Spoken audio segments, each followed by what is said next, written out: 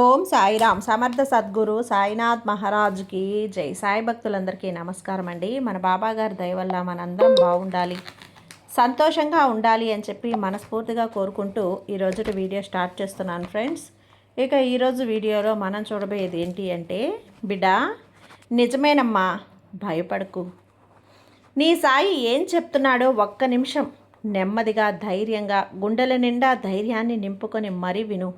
ఒక్క క్షణం కూడా భయపడకు, గుండె దిటువు చేసుకో. నిజమే తల్లి, నీ అనుమానం నిజమే. నీ ఇంట్లో రాత్రి 12 గంటల తర్వాత ఒక శక్తి తిరుగుతోంది. అందుకే భయంకరమైనటువంటి సంఘటనలు, శబ్దాలు. ఉలిక్కిపడి లేస్తున్నావు. అలాగే ఏదేదో అవుతుంది బిడ్డ.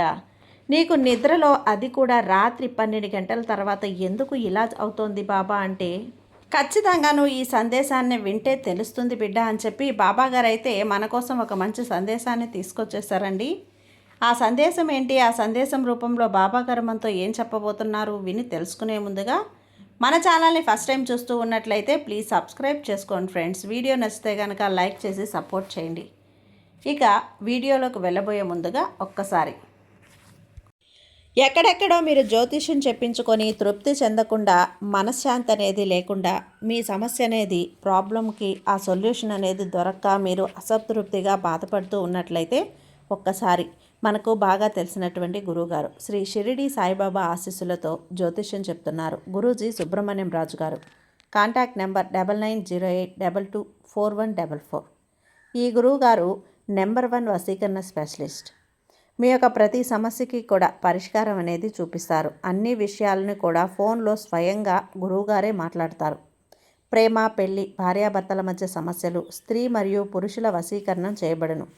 చెడు గృహ ప్రయోగాలకు నివారణ చేయబడును. మీ యొక్క ఎటువంటి సమస్యనైనా సరే ఫోన్లోనే 24 గంటల్లో పరిష్కారం అనేది చూపిస్తారు. కాబట్టి నమ్మకంతో గురువుగారిని కాంటాక్ట్ అవ్వండి. మీరు ఎక్కడెక్కడో జ్యోతిష్యం చెప్పించుకొని అసంతృప్తి చెంది ఉంటే ఈ గురువు గారి దగ్గర ఒక్కసారి ఫోన్ చేసి మీ సమస్యకు పరిష్కారం అనేది తెలుసుకున్న తర్వాత మీ మనస్సు ప్రశాంతంగా ఉంటుంది. కాబట్టి నమ్మకంతో కాల్ చేయండి గురువుగారికి. సుబ్రహ్మణ్యం రాజు గారు, నెంబర్ 1 వశీకరణ స్పెషలిస్ట్. Contact number 9908224144. ఇక వీడియోలోకి వచ్చేస్తే, బిడ్డ ఈ మధ్య నీ ఇంట్లో ఏం జరుగుతుందో గమనించావా? అది కూడా రాత్రి 12 గంటల తర్వాత ఏం జరుగుతుందో ఎప్పుడైనా గమనించావా? కానీ గమనించకపోయినా కూడా నువ్వు ఒక అనుభూతికి లోనవుతూ ఉన్నావు. నీ ఇంట్లో భయానికి లోనవుతూ ఉండవు. వింత శబ్దాలు, వింత ఘటనలు, వింత సంఘటనలు, ఎవరో వచ్చినట్లు, ఎవరో పిలిచినట్లు, ఏదో చప్పుడు, ఏదో అలజడి, అలాగే ఎవరో ఇంట్లో తరుముతున్నట్లుగా, ఎవరో ఇంట్లో తిరుగుతున్నట్లుగా, గాలి లేకుండా తలుపులు, కిటికీలు కొట్టుకోవటం, పాత్రలు చప్పుడు చేయటం, గంటలు మోగటం, అలాగే ఇంట్లో ఏవో గుసగుసలు శబ్దాలు రావటం, నువ్వు పడుకున్నప్పుడు నీ మీద ఎవరో ఎక్కేసి తొక్కినట్లుగా, నీ పీక నొక్కేసినట్లుగా, నీ పీక ఒత్తుతున్నట్లుగా, నిన్ను నీ గుండెల మీద తొక్కుతున్నట్లుగా, నీకు ఊపిరి ఆడకుండా చేస్తున్నట్లు, అకస్మాత్తుగా నిద్రలోంచి ఉలిక్కిపడి లేచి కూర్చోవటం, కలవరింతలు, పీడకలలు, ఇవన్నీ కూడా నీకు వస్తున్నాయి. గమనించావా బిడ్డ?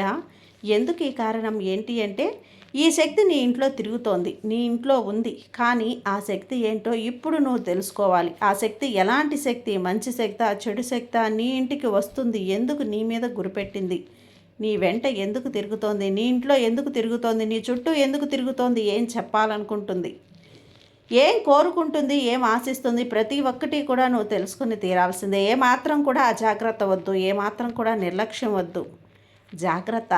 బిడ్డ, నీ మనసులో ఒక ఆలోచన మొదలవుతుంది, ఒక అనుమానం మొదలవుతుంది, ఒక భయం మొదలవుతుంది. ఏంటది?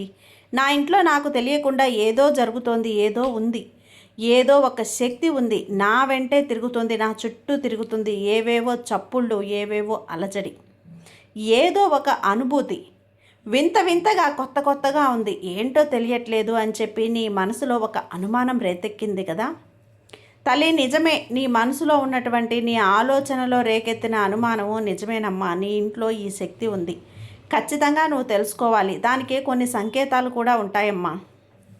అదేంటంటే, రాత్రిపూట నువ్వు ఆదమరిచి నిద్రపోతున్న సమయంలో, అది కూడా 12 గంటలు దాటాక, పిల్లులో ఒక రకమైనటువంటి ఒక స్వరంతో అరవటం, పిల్లులు మ్యావ్ మ్యావ్ అంటూ ఒక రకమైనటువంటి స్వరంతో అరవటం. పిల్లులు ఎలాంటి శక్తి ఆ చుట్టుపక్కల ఉన్నా కూడా గ్రహించేస్తాయమ్మా. వాటి కంటికి ఇట్టే కనపడతాయి. ఆ శక్తిని ఈ పిల్లులు గమనించాయి కాబట్టి ఆ శక్తి ఏంటో ఈ పిల్లి కంట్లో పడింది కాబట్టి అలా అరుస్తోంది. ఆ సూచన తెలియజేస్తుంది. నువ్వు ఈ పిల్లి ఎందుకు ఈ సమయంలో అరుస్తోంది అని అర్థం కాక భయంతో విలవిల్లాడిపోయిన క్షణాలు కూడా ఉన్నాయి. అవును కదా. అలాగే నువ్వు అప్పటికప్పుడు పడుకున్నప్పుడు ఏవో గుసగుస మాటలు, చుట్టూ చూస్తే ఎవ్వరూ ఉండరు, కానీ గుసగుసలు మాత్రం వినపడుతూ ఉంటాయి. ఎవరో నడుస్తున్నట్లు, ఎవరో పరిగెడుతున్నట్లు, నీ దగ్గరికి వచ్చినట్లు, నిన్ను తాకినట్లు, నిన్ను లేపినట్లు, నిన్ను పట్టుకున్నట్లు, నిన్ను పిలిచినట్లు అనిపిస్తుంది. ఒక్కొక్కసారి గజ్జల శబ్దాలు కూడా గల్లు గల్లుమంటూ నీ ఇంటి చుట్టూ, బయట, ఇంటి ప్రాంగణంలో, ఇంటిలో ఒక్కొక్కసారి వినపడుతూ ఉంటాయి. ఒక్కొక్కసారి గట్టిగా వినపడితే ఒక్కొక్కసారి ఎక్కడో దూరంగా గజ్జల సౌండ్ మెల్లిగా గల్లు గల్లుమంటూ వినపడుతుంది. అది కూడా నీ చవన పడుతూనే ఉంటుంది తల్లి, నీకు చెవులకు వినిపిస్తూనే ఉంటుంది. ఒక్కసారైనా గమనించావా? నీ గమనించినా కూడా నువ్వు ఆ గజ్జల సౌండ్ని మర్చిపోతున్నావు కదా. ఒక్కసారి గుర్తు తెచ్చుకుంటున్నావు. ఒక్కొక్కసారి రాత్రులు మనుషులు ఎవ్వరూ లేనప్పుడు కూడా చప్పుళ్ళు రావటం, ఇంట్లోని వంటగదిలో పాత్రలు కదలటం, అలాగే గాలి ఎక్కువ లేకపోయినా ప్రశాంతంగా ఉన్నా కూడా నీ తలుపులు, కిటికీలు వాటంతట అవే డబడబా అని కొట్టుకోవటం, అది కూడా అక్కడ నీకు ఏదో ఒక సంకేతం, ఒక సూచన అందుతోంది. నువ్వు అర్థం చేసుకోలేకపోతున్నావు. ఎక్కడో ఒక ఘంటానాదం వినపడటం. ఈ శబ్దనాదాలు కూడా ఆ శక్తి తన రాకను నీకు సూచిస్తోంది, అర్థమయ్యే విధంగా చేస్తోంది. కానీ ఒక శక్తి అన్నప్పుడు నీ ఎదుటికి ఏ శక్తి కూడా రాలేదమ్మా.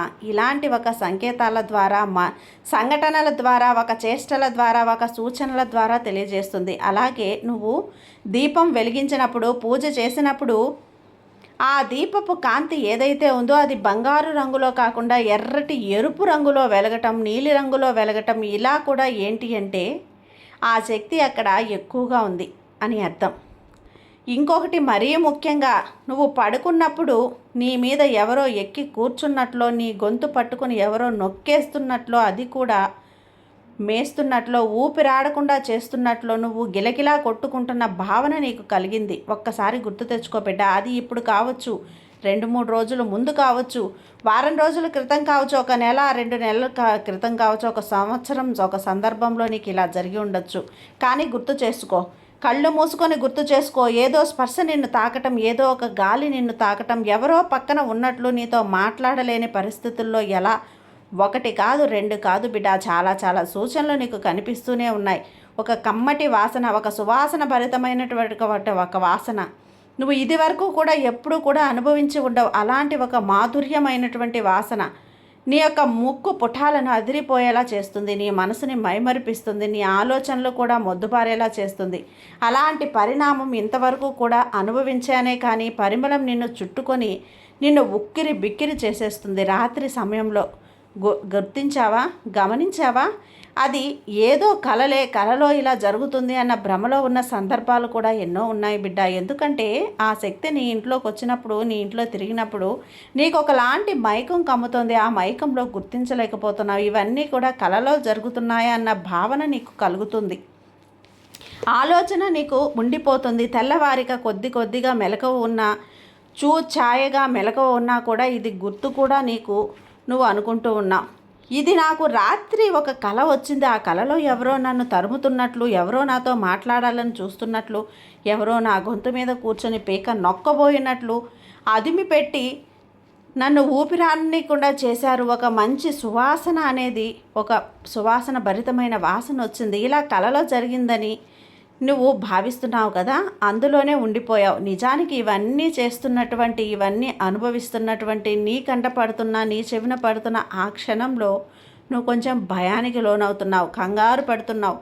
ఏం జరుగుతుందో అని ఒక్కొక్కసారి నీకు అనిపించినా, ఇంకొకసారి నిజమేనా అని నీకు అనుమానం కలుగుతుంది కదా.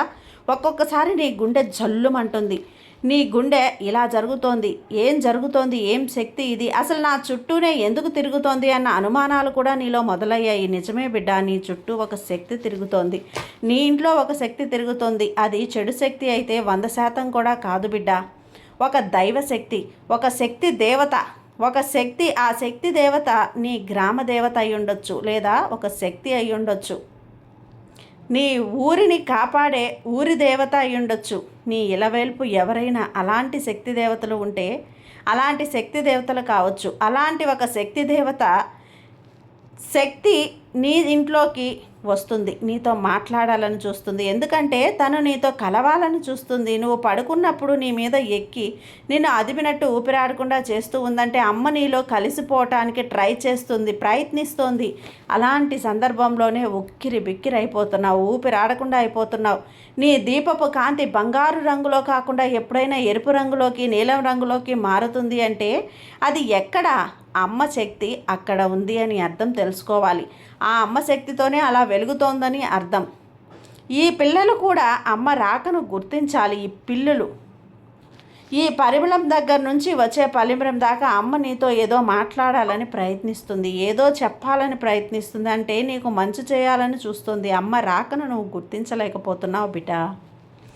ఇది నీకు రాబోయే మంచి ఉండబోతుందని, అమ్మ ఆశీర్వాదం నీకు అందుతుందని, అమ్మ కరుణా కటాక్షాలు నీ మీద కురవబోతున్నాయని అర్థం. కాబట్టి నువ్వు భయపడాల్సిన పని అస్సలు లేదు. కాబట్టి ఎలాగో ఈ శుభదినాన అంటే ఈ మంగళవారాన అమ్మవారి ఆలయానికి వెళ్ళి అమ్మకు ఇష్టమైనటువంటి నిమ్మకాయల మాలను సమర్పించిరా, వేపాకుల మాలను సమర్పించిరా. అమ్మకు ఏమి ఇష్టమో వాటిని సమర్పించేసే. ఈరోజు కుదరలేదు అంటే వచ్చే వారం సమర్పించు. శుక్రవారం, మంగళవారం, ఆదివారం ఈ రోజులలో అమ్మని దర్శించి అమ్మకు నచ్చినటువంటి మాలను సమర్పించి నీకు అంతా మంచే అవుతుంది.